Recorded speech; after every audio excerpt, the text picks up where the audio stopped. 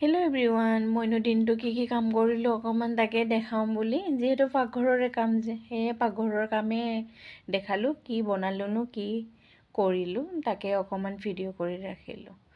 এয়া ফুলকবি আৰু মটৰ কাটি ল'লোঁ মই ভাজি বনাম বুলি, লগতে তিয়ঁহ কাটি লৈছোঁ।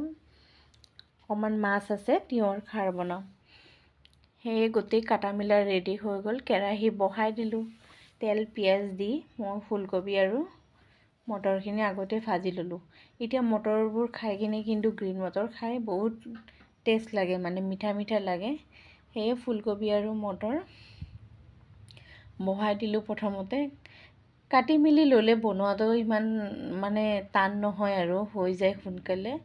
এয়া মোৰ আৰু হৈ আহিছে আৰু ফুলকবি আৰু মটৰ ভাজি।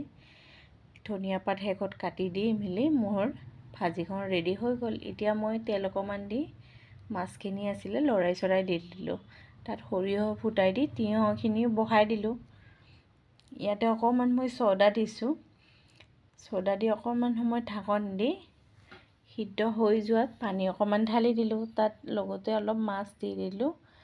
এয়া শেষত গৈ পেলাই ধনিয়া পাত কাটি মেলি নমাই থৈ দিলোঁ।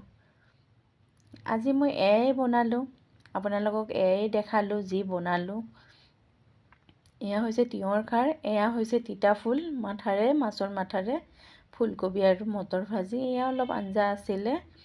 এইফালে অকণমান বেঙেনা ভাজি আৰু উৰহি ভাজি